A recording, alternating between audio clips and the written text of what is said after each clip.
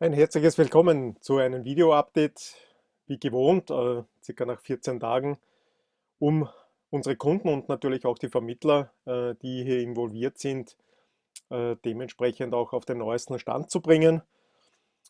Mir ist dieses Video ein persönliches Anliegen. Heute ist ja erster Advent und man sollte hier überwiegend mit guten Nachrichten kommen. Das werde ich natürlich auch in diesem Video auch vermelden. Es gibt ja sehr gute Entwicklungen in diese Richtung, aber auch gewisse Punkte, die ich den Kunden nahelegen möchte. Das spreche ich aus Erfahrung.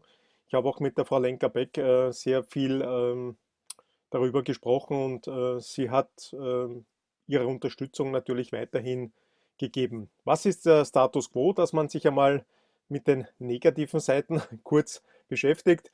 Wir sind mit der Rückabwicklung soweit vorangeschritten, haben alle Fronten geklärt. Das ist einmal ein wesentlicher Punkt. Also alle behördlichen Institutionen wie Staatsanwaltschaft in Wien ist voll informiert. Die tschechische Staatsanwaltschaft, sprich der Ermittler Romada, ist informiert. Die BaFin hat alle Unterlagen von uns bekommen, ja, und auch die FMA in Österreich.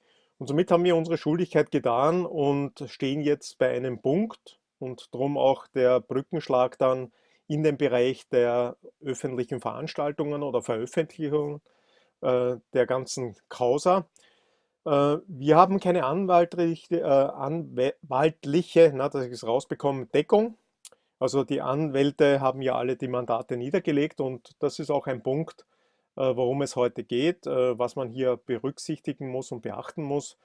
Und somit sind wir am Ende unserer Tätigkeit. Wir werden weiterhin unsere Arbeitsleistung Richtung Auflösung der Unternehmungen und natürlich die wirtschaftlichen Bereich der Rückabwicklung durcharbeiten und auch natürlich umsetzen.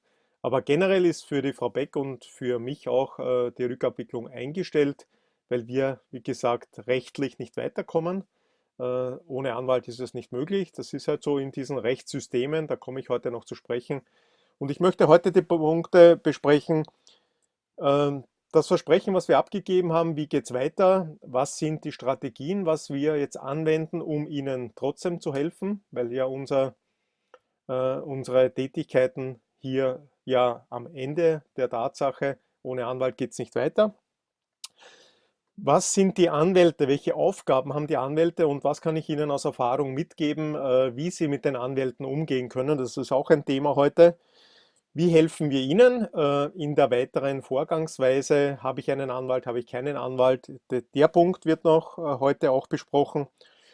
Ja, wie schaut es aus mit den Vermittlern? Auf was muss man hier achten und welche Rechtsschritte können Sie auch einleiten, wenn hier Falschmeldungen verbreitet werden und man sich dann in, sage ich mal, anwaltlicher Hilfe gibt und das wäre vielleicht gar nicht notwendig. Also alles das auch in diesem Video. Ja, und gibt es eine Auszahlung? Und der wesentliche Punkt, gibt es Auszahlungen vor Weihnachten? Sofern wir unser Bestreben durchbringen, wird es die natürlich geben. Und abschließend natürlich, ich stehe nach wie vor und auch die Frau Beck steht nach wie vor bereit, um weitere Hilfestellungen zu geben.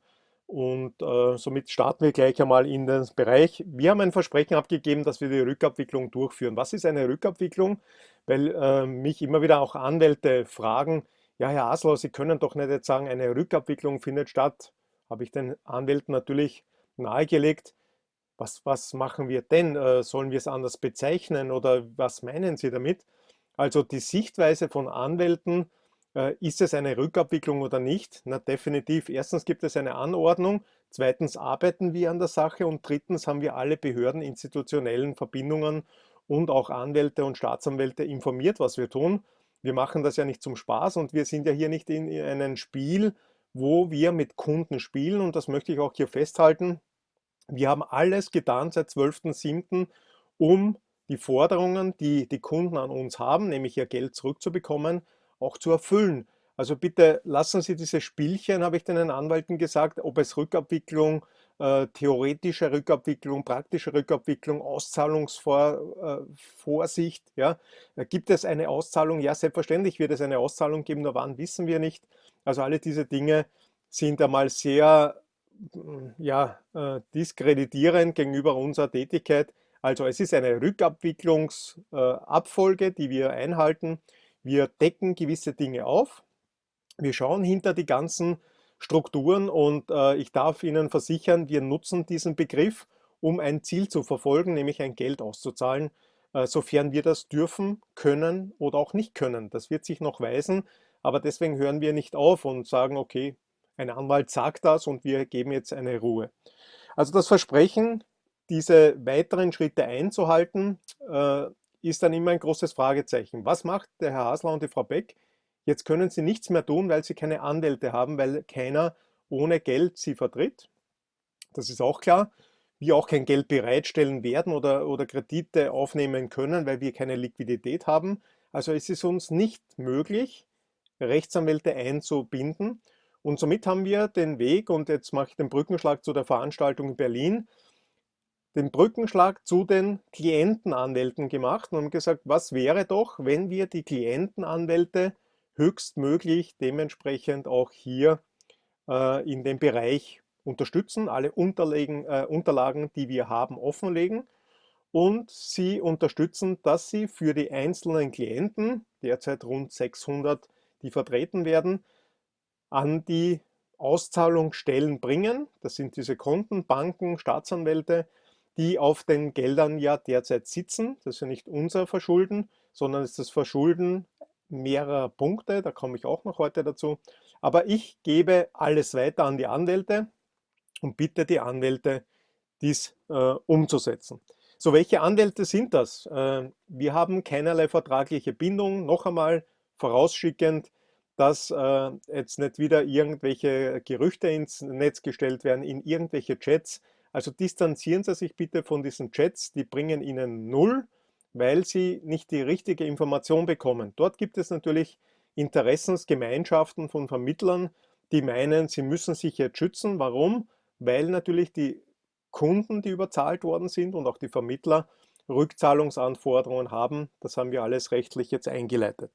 Gut, die Anwälte. Es ist der Herr Dr. Plankel in Wien, der Herr Dr. Kaiblinger in Wien und der Herr Resch in Berlin. Das sind die Anwälte, die derzeit Anzeigen eingebracht haben bei den jeweiligen Staatsanwaltschaften und wir sind da massiv dagegen gegangen.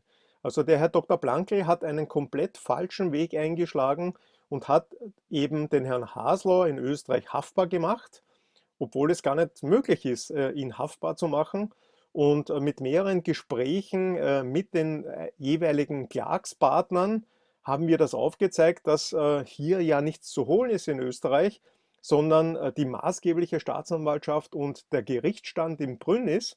Und da ist der Herr Haslauer nicht gemeldet und auch die Firmenstruktur ist hier gemeldet und es gibt keine private Adresse dort auch von Herrn Haslauer oder von der Frau Beck. Also geht's doch bitte den richtigen Weg an die Firma Uni Global Investment in Brünn. So, das wurde jetzt eingesehen. Es gab sehr viel Geld, was ausgegeben worden sind und was man jetzt positiv sieht, also das Einlenken der Vermittler oder dieser Kunden, die hier geklagt haben, haben verstanden, dass diese Klagen gegen Herrn Haslauer nur Kosten erzeugt haben, aber seit knapp einem halben Jahr ja nichts bringen. Und diese Klagen wurden jetzt zurückgezogen. Somit gibt es auch eine, muss ich sagen, dank dieser Vermittler eine Entkräftung bei meinem Konto. Also ich bin hoffentlich in den nächsten Wochen, Monaten wieder Herr meiner Geschäftstätigkeit und kann wieder meine Verbindlichkeiten bezahlen. Aber das bringt überhaupt nichts. Also Gerichtsstand, Brünn, eben die Anwälte sollen sich dort ausrichten.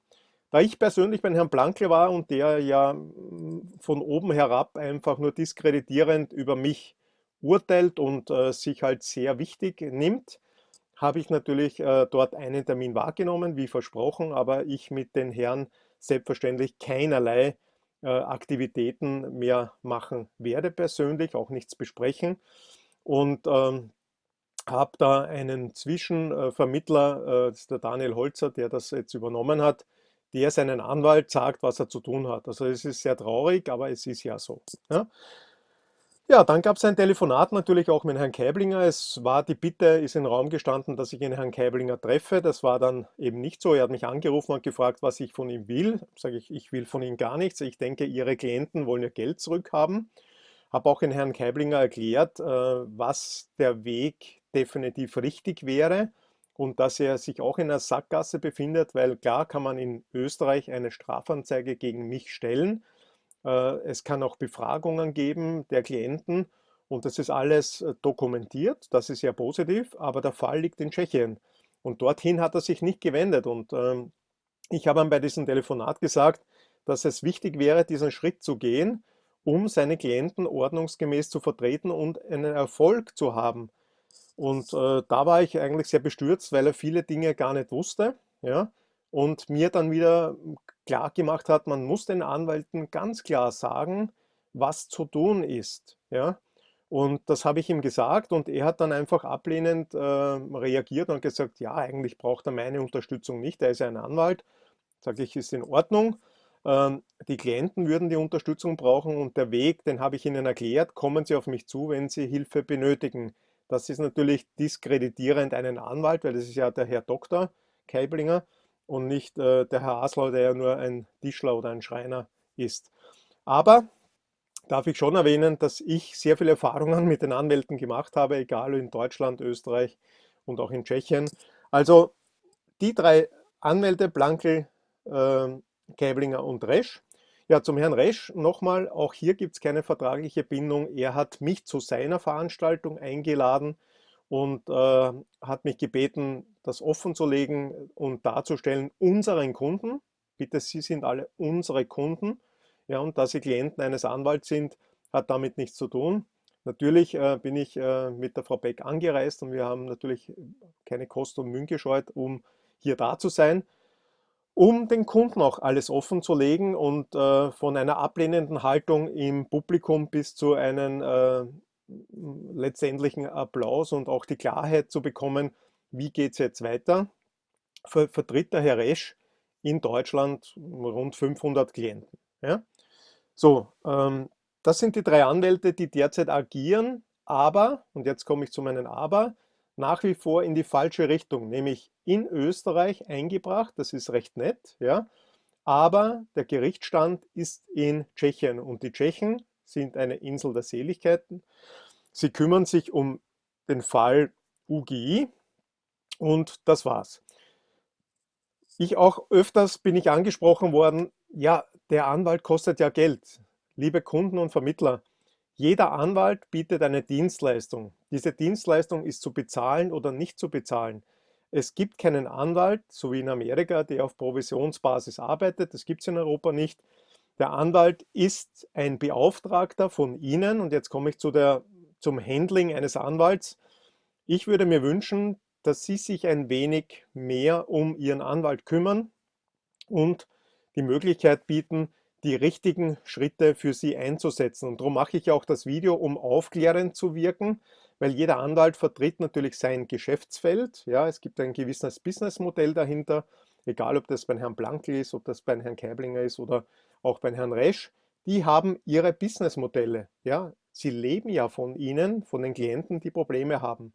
Und wenn sie sich gut betreut fühlen und sagen, ich brauche einen Anwalt, weil ich mich nicht beschäftigen will, dann nehmen Sie auch bitte hin, dass dieser Anwalt was kostet und dass Sie dann auch eine etwaige Beteiligung an Ihren Guthaben dann auch an den Anwalt bezahlen dürfen, wenn er korrekt arbeitet. Also Sie haben auch das Recht, jederzeit ein Mandat zu entziehen. Das ist auch möglich, weil wenn Sie dahinter kommen, dass der Anwalt untätig bleibt, dann ist es natürlich auch so, dass Sie die Herrschaft über Ihr Vermögen, über eine Beauftragung haben und das Mandat entziehen können. So, was können wir jetzt tun oder was habe ich mir gedacht? Also, Herr Kaiblinger, Herr Plankel und der Herr Resch sind jetzt mit allen Unterlagen versorgt worden. Es sind weit über 10.000 Seiten an Unterlagen, Abschriften, Beweisen, alles beigestellt worden. Was ist noch beigestellt worden? Es sind alle Anzeigen beigestellt worden gegen die Akteure, die draußen diese Causa mehrheitlich verursacht haben. Es sind alle Akteneinsichten, weil es ja immer das Thema ist, ja, der Anwalt muss Akteneinsicht machen, das kostet Geld, ja, das macht er dann oftmals nur in kleinem Ausmaß. Also, alle Akten, die mir zugänglich sind, habe ich veröffentlicht, ja, in diesem Dokument.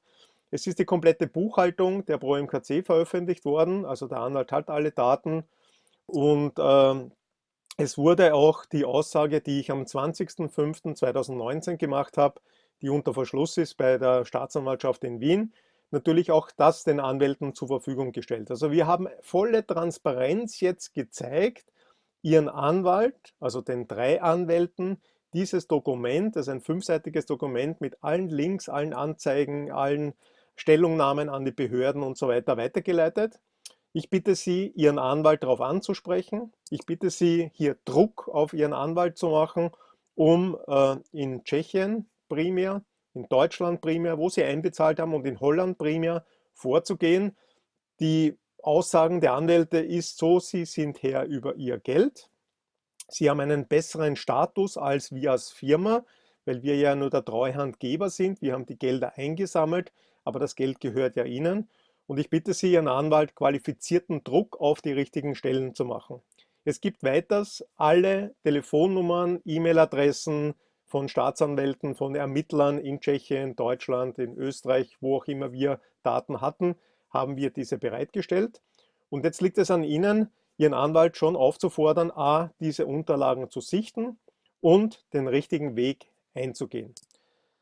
Abschließend, der Herr Resch ist ja sehr umtriebig, hat natürlich wieder ein Video verbreitet. Ich darf mich hier wieder distanzieren. Das ist auch wieder die übliche Geschichte. Es gibt immer guter Kopf, böser Kopf, ne?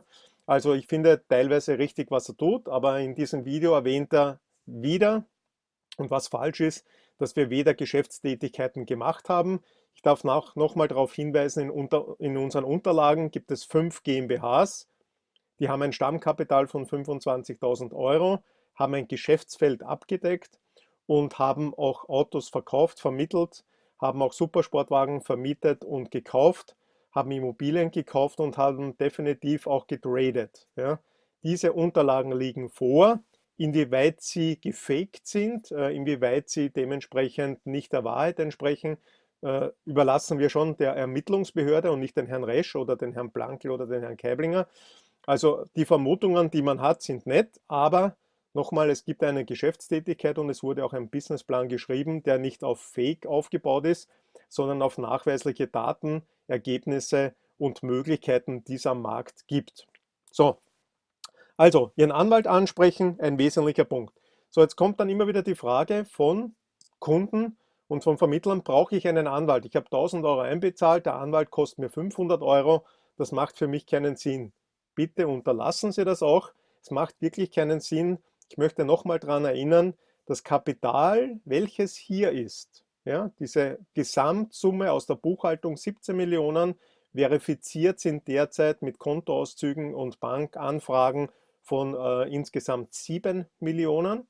Also es ist genug Geld jetzt einmal grundlegend da, um eine Rückabwicklung einzuleiten. Wir haben Rückforderungen von Geldern von Vermittlern in einer Höhe von ca. 3,6 Millionen. Also auch da gibt es natürlich einiges noch zum Aufarbeiten. Also es ist genug Geld vorhanden und ob jetzt irgendwo Geld verschwunden ist, auch das obliegt nicht uns. Wir sind nicht die Polizei, wir sind auch nicht der Staatsanwalt. Es obliegt den Staatsanwalt und den Banken hier Stellung zu nehmen. Also das, was sie brauchen, also keinen Anwalt. Es gibt eine behördliche Anordnung der Rückabwicklung und es ist alles bei der Staatsanwaltschaft in Tschechien und in Wien von mir schriftlich, mündlich, bei der Staatsanwalt in Tschechien über 20 Stunden Aussage, über 400 Seiten Beweise beigestellt, alle Fragen beantwortet, alles offengelegt. Das gleiche in Österreich und jetzt bei Ihren Anwälten. So, und jetzt sind wir an derselben Front und da darf ich Sie als Kunde auch an unserer Front herzlich begrüßen. Wir gemeinsam können nur über diesen Schritt des Drucks und der Aufklärung richtig vorgehen. So, das ist einmal der Punkt. Also Anwalt nicht unbedingt notwendig. Wenn ein Anwalt notwendig ist, für Ihr Gefühl oder für Ihr Dasein, dass Sie das benötigen, bitte geben Sie ihm Bescheid, der soll sich mit uns in Verbindung setzen und wir stellen ihm alle Unterlagen bereit. Also das wäre ein sehr wesentlicher Punkt, weil sonst zahlen Sie den Anwalt wieder umsonst. Er wird sich an einen Herrn Haslauer wenden, nach Wien oder an irgendwem in der Peripherie, Deutschland oder Tschechien. So, wenn der richtige Weg klar ist, dann ist es eine Kostenminimierung Ihrerseits, ja, und Sie fühlen sich halt besser. Sie haben einen Rechtsvertreter, ich sage auch immer Rechtsverdreher, weil das Gesetz kann man immer auf zwei Seiten auslegen. Je besser man ist, umso schneller kommt man voran. Mit der Unterstützung von unseren Unterlagen können Sie zielgerecht sehr schnell agieren. Das würde ich mir wünschen, beziehungsweise für Sie wünschen. Ja, und wenn man jetzt sagt, ich sehe diese Videos, ich verstehe auch, was der Herr Haslauer und die Frau Beck hier gemacht haben, die letzten, sage ich einmal, 6 Monate, 12.07. haben wir begonnen, dann ist es auch klar, dass Sie einfach warten sollten, weil unsere Schritte können nur mehr in diese Richtung gehen, dass wir die Aufgaben der Anwälte reflektieren, schauen, ob sie den richtigen Weg gehen und im Hintergrund die firmentechnischen, wirtschaftlichen Schritte tun, bis hin zu einer Insolvenz der ganzen Gruppe, um noch Druck auf die Staatsanwaltschaften und Behörden aufzumachen. Also das ist das, was wir tun. Also Ihr Anwalt sollte sich bemüßigt fühlen, jetzt hier eine Anzeige oder eine Klage einzubringen, dann stellen wir die Unterlagen von uns komplett transparent bei und arbeiten. So, ein Punkt noch, was tun wir, nicht nur mit den Anwälten, sondern der wirtschaftliche Bereich, ich habe das kurz angesprochen, wir können auch die Firma in die Insolvenz schicken, was wir derzeit nicht wollen. Wir arbeiten noch mit wirtschaftlichem Druck, das heißt, wir werden einige Firmen in die Insolvenz schicken, Druck aufbauen auf die Holding und eben hier wirtschaftlich sozusagen mein eigenes Unternehmen auch kaputt machen, um Druck auszuüben. Warum? Die Staatsanwaltschaft in Österreich ermittelt mäßig bis gar nicht. Die Tschechen machen einen Kriminalfall daraus, da komme ich dann noch dazu. Also es ist so, dass wir noch Druck nicht nur über die Kundenseite, sondern auch über die wirtschaftliche Seite machen. Der weitere Punkt ist, ich habe mich derzeit an 6 Medien, Zeitungen und Internetmedien gewandt, habe auch alles offengelegt und mit der Bitte medialer Unterstützung für unsere Kunden, nicht für uns selber, sondern für unsere Kunden einzutreten. Warum tue ich das? Es sind sehr viele Kunden, die stehen am Existenzminimum und an der Kippe, dass die Existenz gefährdet ist. Eigenverschuldet oder nicht, völlig egal, aber wir haben mit einer Täuschung, ja, und ich spreche von unserer Unternehmensgruppe, von den Ex-Vorständen, von den Geschäftsführern, mit einer Täuschung eben hier die Probleme erzeugt. Also, wenn das Geld Ihnen gehört, kann es ja nicht sein, dass wir aus erster jahrelang Schuldige suchen. Es sind insgesamt 20 Mitarbeiter bei der UGI, insgesamt 40 Mitarbeiter in der Holding. Also wem will man da jetzt eine Schuldigkeit zuordnen? Sehr schwierig, sehr langwierig. Also das Geld muss einmal primär an den Kunden zurück. Darum habe ich mich an die Medien gewandt und da auch hier Unterstützung gebeten. Vielleicht greift es das eine oder andere Medium auf. Kundenappell an Sie, haben Sie eine Zeitung, interessiert es irgendjemand, können wir diesen Druck auch medial auf diese Behörden ausüben. Wer sind die Behörden? Die BaFin macht eine Anordnung, interessiert sich überhaupt nicht, was wir tun. Ja? Sie werden ja Geld haben, um abzuwickeln, das ist das Thema. Die FMA hat noch kein einziges Mail beantwortet. Was macht die FMA? Die FMA nimmt mein Mail, was ich an die FMA schreibe, und schickt es an die Staatsanwaltschaft Wien und die legen das zu Akten. Das ist die FMA in Österreich. So, und die Staatsanwaltschaft und die Ermittler in Staatsanwaltschaft Wien gehen nicht der Sache nach und auch in Tschechien nicht. Es gibt Gefahr im Verzug. Es sind nachweislich Gelder transportiert worden. Ich sage jetzt einmal unterschlagen worden. Ja, das gilt natürlich die Unschuldsvermutung, aber Gelder sind verschwunden von einem Konto auf das andere gewandert. Es sind Autos verschoben worden, quer durch Europa, diese verkauft worden sind. Das ist eine Hehlerware im Prinzip.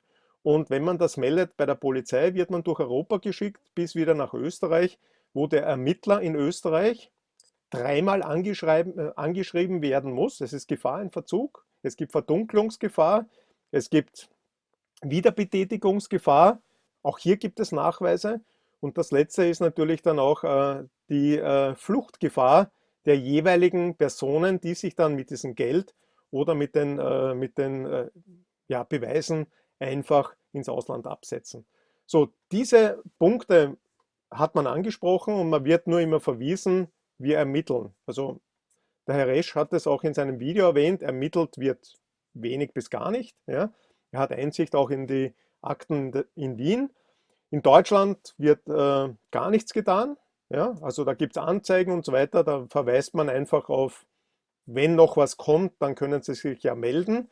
So, das ist einmal der Punkt. Da sind Anzeigen, Strafanzeigen, Anzeigen bei der Polizei gemacht worden, interessiert niemand. Und in Tschechien wird ein Kriminalfall gebaut. So, und jetzt kommen wir zu dem Bereich, weil immer im Raum steht, und ich möchte hier keine rechtsanwaltliche Belehrung machen, aber ich möchte den Rechtsanwälten schon ein wenig auf die Füße treten. Ich habe mich auch schlau gemacht. Ich bin ja nicht dumm, ich kann im Internet nachlesen und ich möchte ganz klarstellen, dass in unseren Unternehmen auf keiner Ebene, in keiner Firma Geldwäsche betrieben worden ist. Ich darf Ihnen das kurz definieren. Eine Geldwäsche wäre, wenn ich mit kriminellen Absichten davor Konstrukte aufbaue, um Schwarzgeld, Drogengeld, Geld aus Raub, Bargeld über ein Firmenkonstrukt reinwasche und in das Bankensystem einbringe.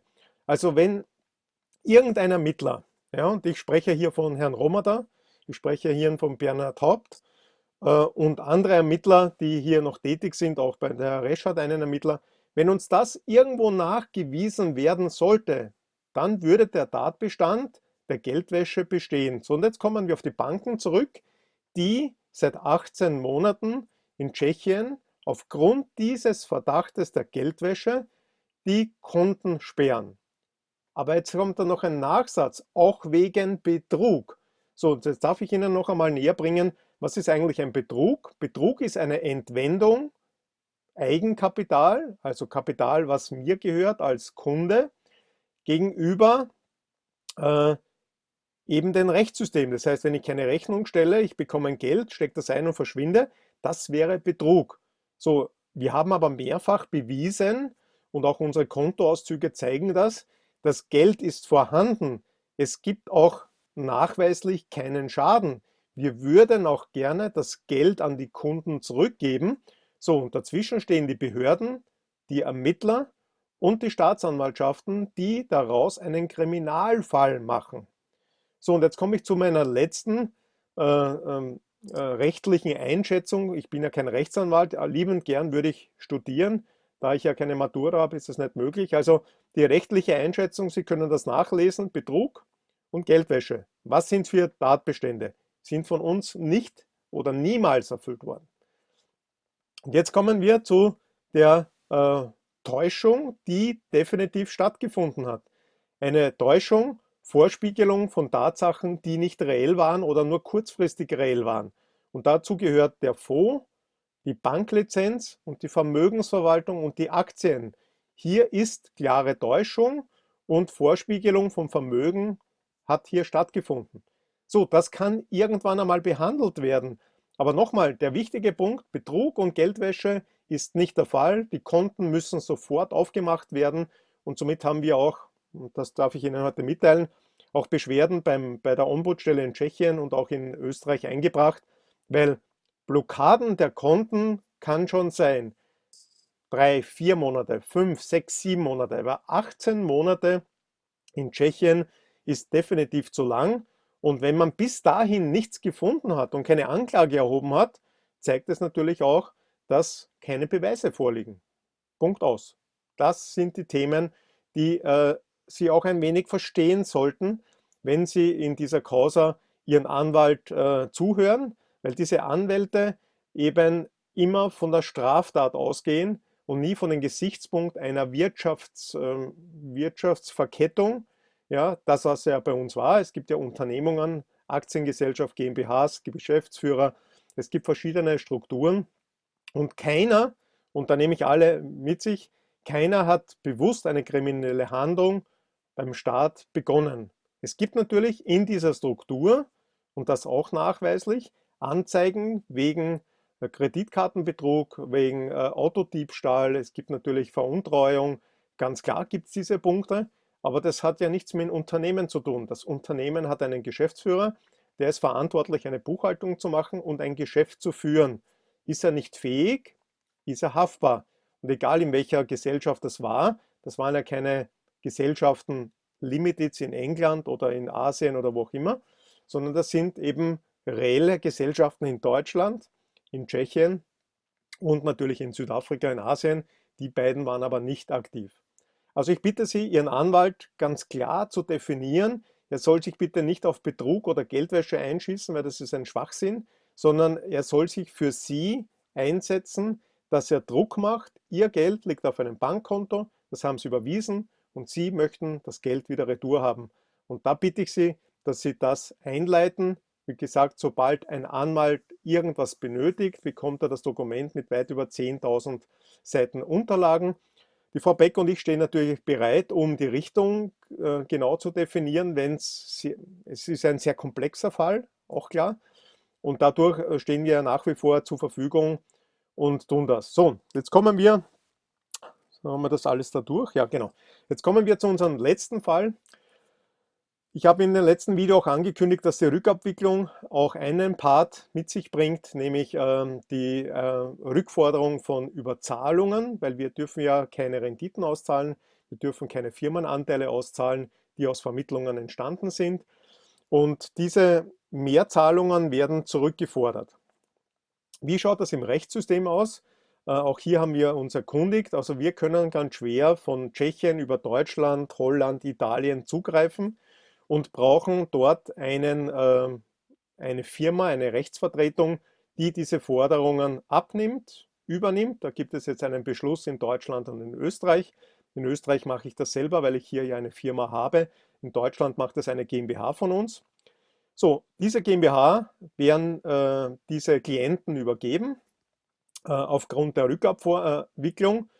Die werden natürlich von der Holding angeschrieben, aber sollte die Rückforderung innerhalb von 14 Tagen nicht stattfinden, wird eine Mahnklage, zivilrechtliche Klage eingebracht und wird über die Gerichte eingefordert. Das ist die Anordnung auch der Rückabwicklung, ein Teil der BaFin, ja, dass wir dieses rückholen können. So, und dieses machen wir natürlich, um dann, sobald die Gelder dann da sind, um dann die ersten Klienten, die Problemfälle vor Weihnachten, ich hoffe, dass sich eben da die Vermittler und Kunden ordentlich verhalten. Ja? Also da ist der Appell an die Herrschaften, die viel Geld verdient haben, dieses wieder zurückzugeben, um dann diese Klienten, die jetzt derzeit Ansprüche gestellt haben, natürlich sofort zu bedienen. Und das ist halt das Gute, was am Ende steht. Das wäre dann, ja, sage ich, Mitte bis Ende Dezember, dass wir auch hier, wenn hier Gelder eintreffen, wird genau dokumentiert und dann natürlich an die Staatsanwaltschaften gemeldet, die ersten Klienten auszahlen. Also wir haben jetzt zwei Teile der Rückabwicklung. Es gibt blockierte Gelder, die die Staatsanwaltschaften, Polizei und Banken festhalten, was unrechtmäßig ist. Und wir arbeiten jetzt auf der anderen Seite, weil das ist das, was wir derzeit tun können. Bei der Banken-staatsanwaltschaftlichen Seite sind die Anwälte dran, wie Resch, Plankel und Kaiblinger. Die sollen das bitte vorantreiben für ihre Klienten. Somit öffnen sich die Konten automatisch. Ja? Wenn einmal ausbezahlt wird, werden auch andere Kunden bedient werden können. Und wir bleiben auf der wirtschaftlichen Seite. Das ist das, was wir ja machen können aus Geschäftsführung und Vorstand der UGI und der Pro MKC. Ist meine Tätigkeit, den wirtschaftlichen Bereich voranzutreiben, um ihnen die Gelder zurückzugeben. Das heißt, alles, was da reinkommt von den Überzahlungen, von Vermittlungen und von Kunden, die weitaus mehr bekommen haben, werden eingefordert, gehen auf die jeweiligen Konten in Deutschland und in Österreich und daraus werden dann eben, weil ja in Tschechien unsere Konten nach wie vor blockiert sind, wegen Geldwäsche und Betrug, werden die Kunden, die derzeit Ansprüche haben, dann ausbezahlt. Also das ist das, was wir tun. Somit bleibt mir jetzt nur abschließend zu sagen, Frau Beck und ich sind ja nach wie vor nicht weg. Wir werden heute den ersten Advent auch gemütlich und geruhsam angehen. Ich werde noch den Newsletter ausschicken mit dem Videolink dahinter und ich bitte Sie, einfach meine Empfehlungen durchzudenken, mir auch nichts zu glauben, aber ich bitte Sie eines, sagen Sie Ihren Anwalt das, was Sie wollen, beziehungsweise das, was er für Sie umsetzen muss. Das ist sehr, sehr wichtig, weil die Anwälte überwiegend ihr Geschäftsfeld ausdehnen, ist auch klar, und manchmal die falschen Schritte setzen, wie es auch im Zeichen von Herrn Plankel gesehen worden ist. Es ist gegen mich geleitet worden, statt gegen die Firma. Diesen Weg bitte einzuhalten. Wir sind eine tschechische Firma. Ich entziehe mich auch nicht der Fragestellungen und ich habe alle Behörden besucht, telefoniert und gesprochen.